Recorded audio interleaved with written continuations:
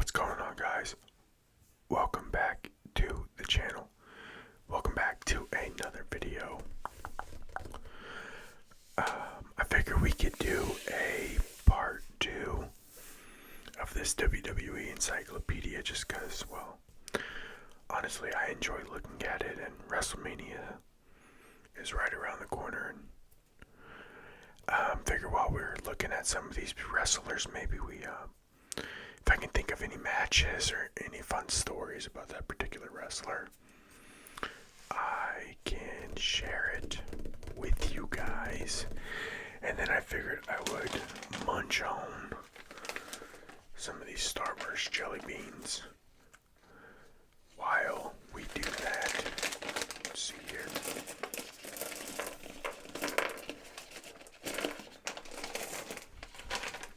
We'll have more, don't worry.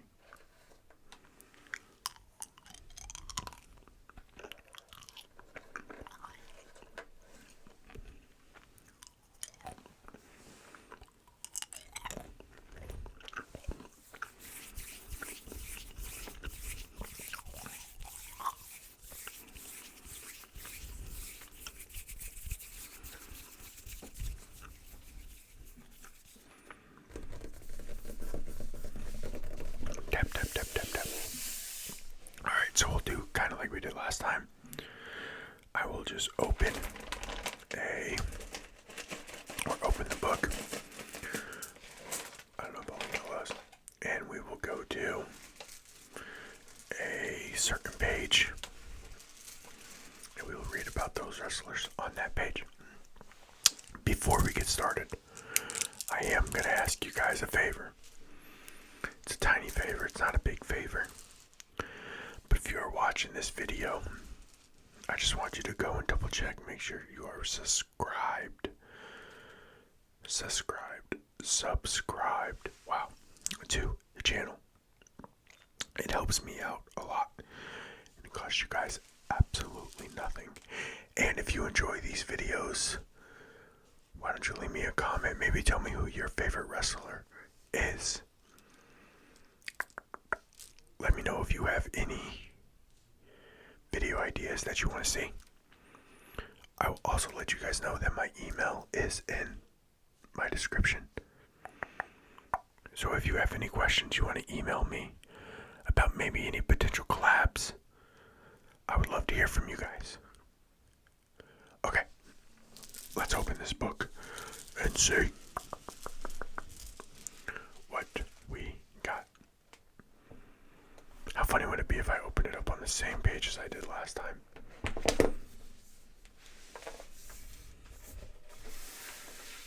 That's a nice red.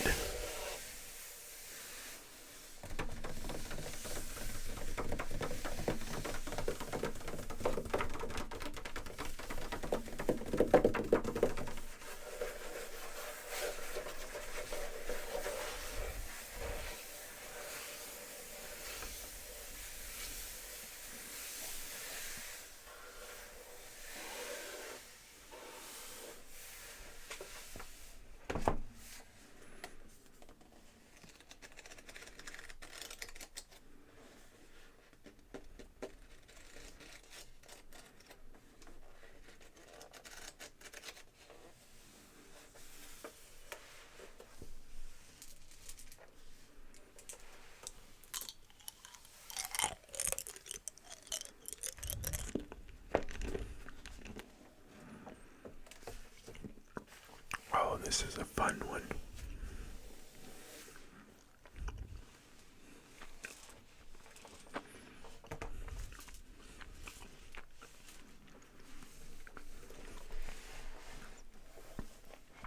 Okay. So we have Braun Strowman, the Fiend, Bray Wyatt, Breezango, the Brian Kendrick, and Brian Pillman. So we will start over here with Braun Strowman, and I'm I'm sure I have some stories for some of these wrestlers that I would be happy to share with you. Give me 1 second while I readjust so I can see these better. I'm getting old. My eyes aren't as good as they used to be.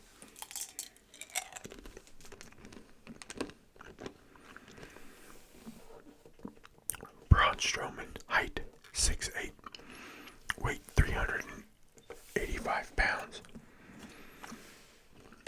His signature move is the running power slam. It says with his mammoth proportions, unnerving stare, and bulging tree trunks for arms, Braun Strowman is truly a monster among men. Strowman arrived in WWE as a massive addition to the Wyatt family, known as Bray Wyatt.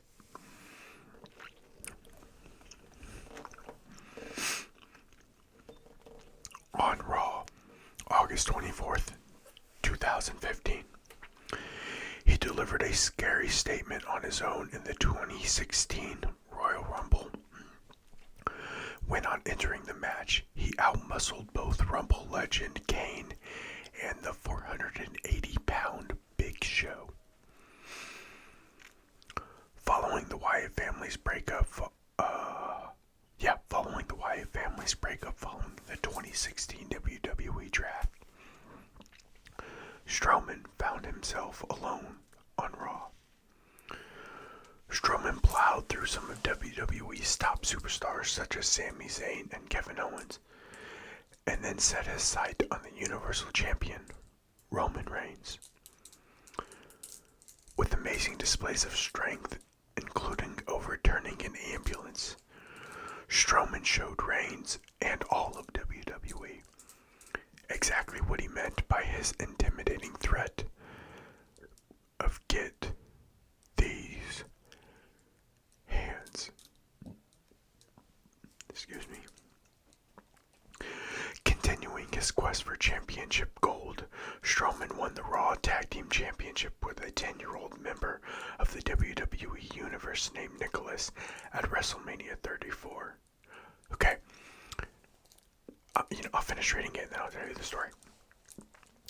And he captured the first ever Greatest Royal Rumble title at the special international event of the same name. They've never had another match like that again. He also won the Money in the Bank briefcase, earning himself another opportunity at the Universal Championship, which he cashed in and lost. His mammoth size and gorilla-like strength have made Strowman a dominant force in WWE and the whole of sports entertainment. At WrestleMania 35, he tangled with Saturday Night Live stars Colin Jost and Michael G. Before winning the Andre the Giant Memorial Battle Royal, he also won the Raw Tag Team Championship for a second time with Seth Rollins as his partner on August 19th, 2019. Strowman surprisingly lost to heavyweight boxing champion Tyson Fury by a count-out at Crown Jewel 2019. But the setback has only motivated the unstoppable monster to become even more destructive. Look out! That's literally what it says. Okay. Interesting story about him winning the WWE Tag Team titles with a kid named Nicholas. So Nicholas happened to be the son of John Cone, who was the referee of that match. John Cone happens to be from where I'm from, Kansas City, and he owns a local donut shop called Donut King. And it is the best donut you will ever have. They're delicious. So I think that's an interesting little tidbit.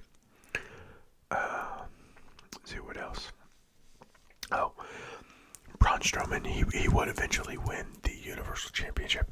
I believe he beat Goldberg at WrestleMania 2020. That was a COVID year. They didn't have any fans. Then he would get released and eventually brought back with the company.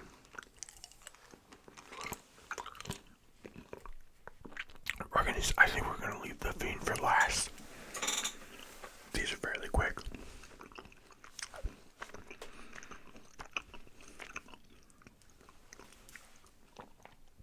So we have Breezango, Tyler Breeze, him right there.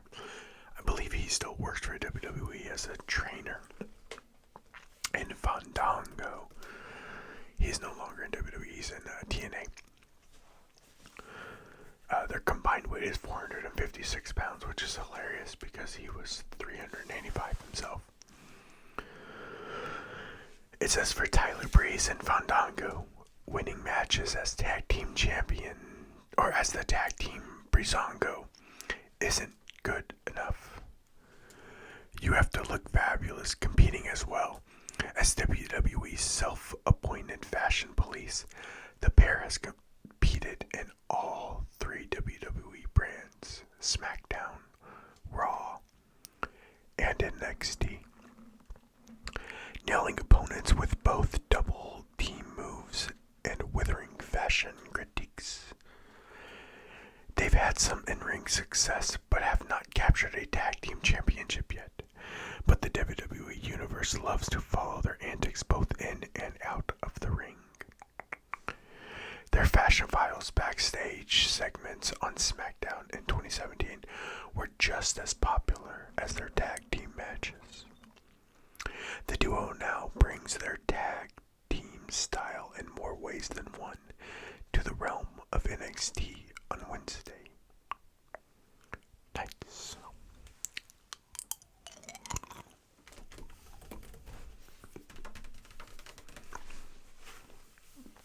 Not really any interesting tidbits on them. I don't think they ever won the tag team titles. I know it says right there they hadn't yet, but I don't think they ever would go on to win them. The Brian Kendrick. Interesting. We get more information on him for some reason.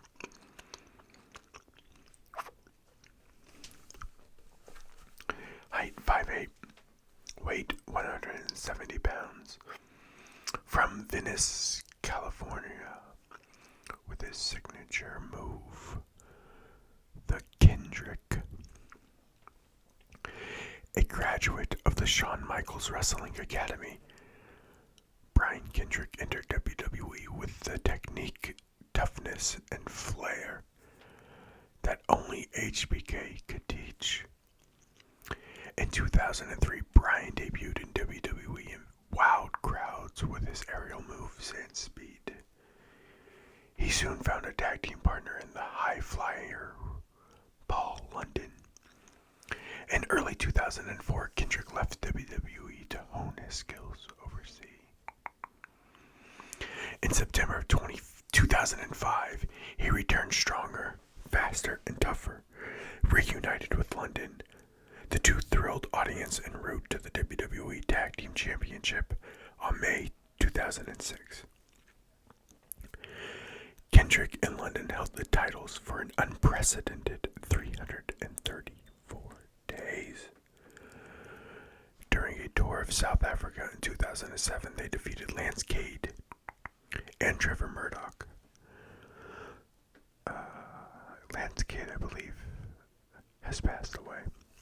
So R.I.P. Sorry. To capture the World Tag Team Championships. So this was a time when SmackDown and Raw were split. And you had separate rosters, so they were like separate shows. So you had tag champions on both shows. Kind of like you do now if you watch. Though they lost the prizes 3 days later, they are one of few teams to hold both championships. In 2008, Kendrick unveiled a new attitude and an updated wardrobe bodyguard named Ezekiel. Rechristened as the Brian Kendrick, the suddenly sneaky rule breaker unveiled somebody rockin' dance moves. He focused on his singles career until his departure from WWE in 2009. Kendrick reappeared sporadically on NXT competing against the superstars of tomorrow. But in 2015, he returned full-time as part of WWE's Cruiserweight Classic tournament. Although he fell short in the contest, he quickly became a staple on the Cruiserweight division's TV show 205 Live, aligning himself with Akira Tozawa and Gentleman Jack Gallagher, and even capturing the Cruiserweight Championship. Kendrick attacked Tozawa in 2019 and then took time away from in-ring competition. That was the Brian Kendrick. Alright, let's see here. We have Brian Pillman, height 6 foot, weight 227 pounds, from Cincinnati, Ohio.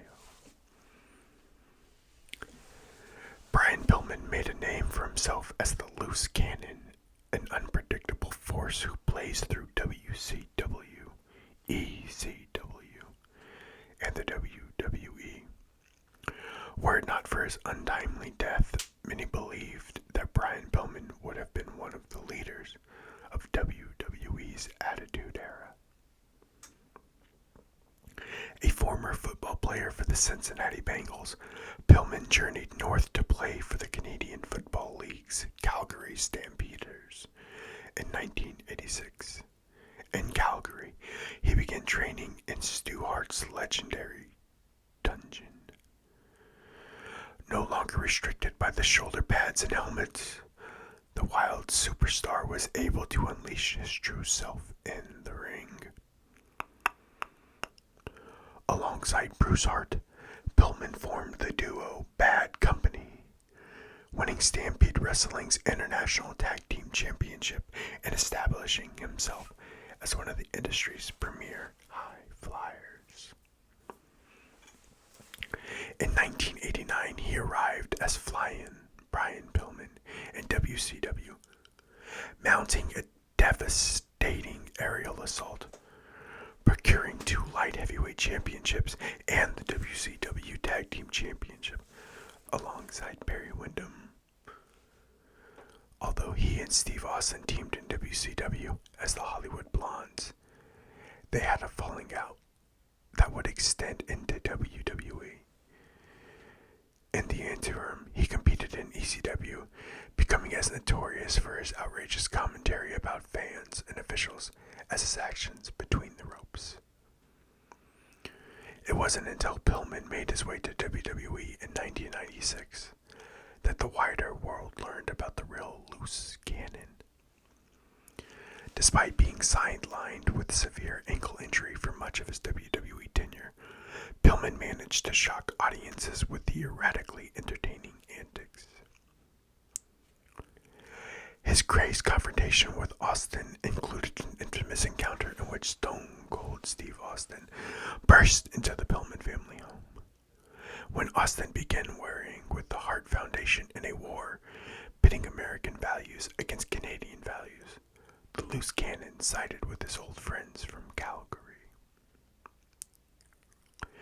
Perhaps seeing a part of himself as the bizarre one Goldust, a sight that was too close for comfort, Pillman engaged in a memorable rivalry with the flamboyant performer. Unfortunately, just prior to a pay-per-view, Pillman unexpectedly passed away. His tragic death robbed sports entertainment of one of its most colorful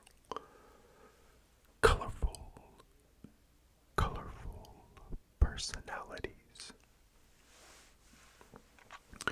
His son actually wrestles in the WWE right now. He's on NXT. He goes by Lexus King.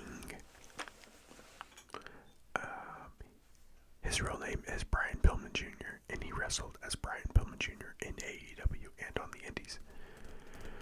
But WWE has to own intellectual property, so he changed his name.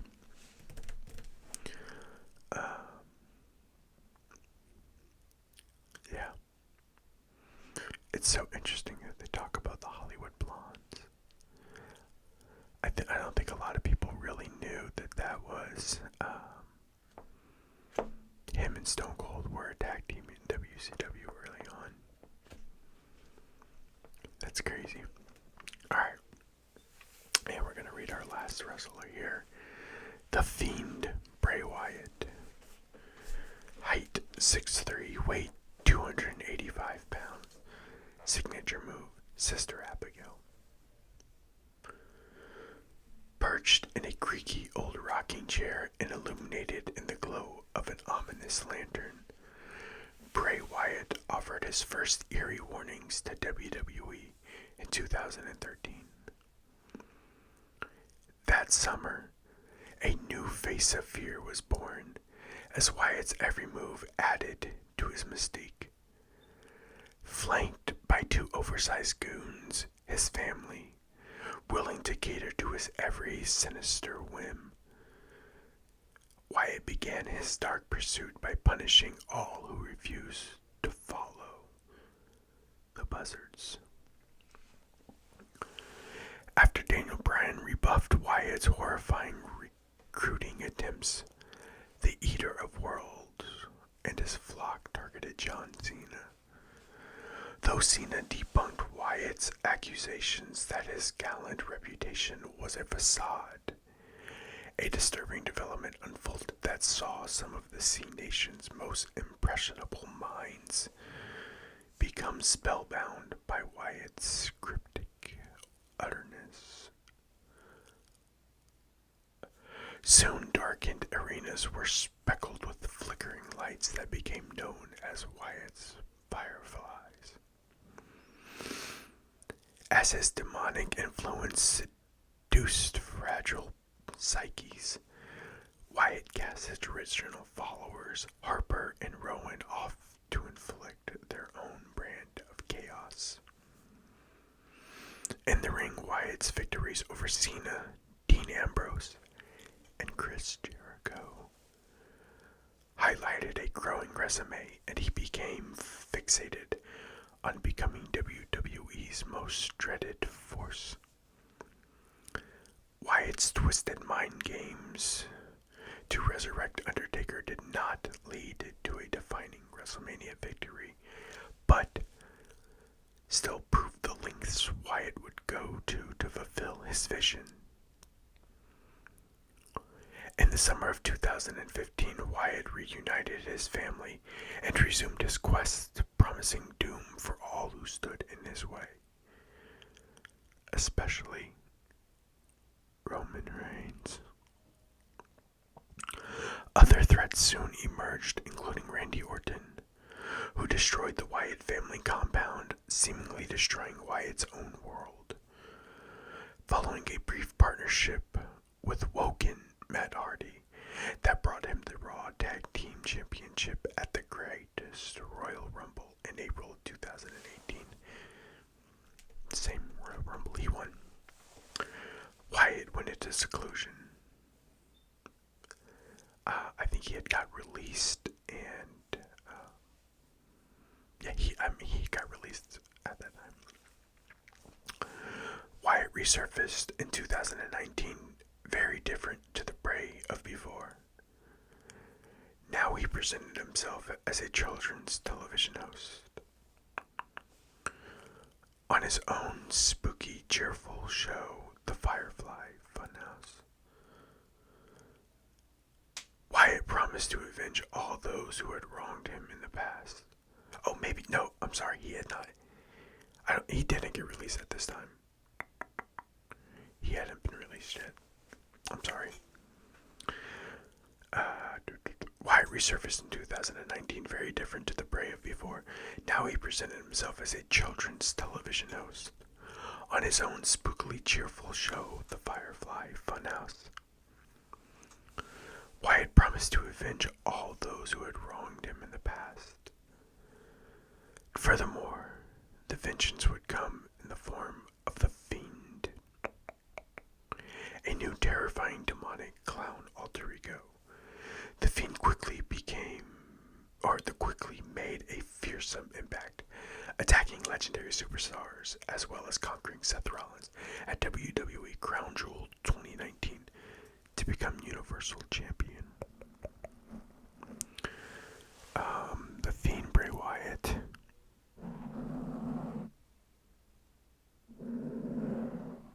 unfortunately has since passed away, which it really is sad because he had such a creative mind. I mean, just look at this character.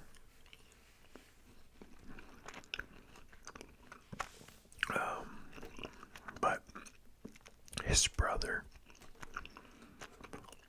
is kind of trying to carry on his legacy. So we will see where that goes. But with that, I'm going to get off here, guys.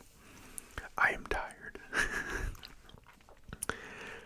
If you would like to see more of this, like I said, please let me know down in the comments below. And make sure you're subscribed. Love you guys. As always, be good, do good, and we'll see you in the next video.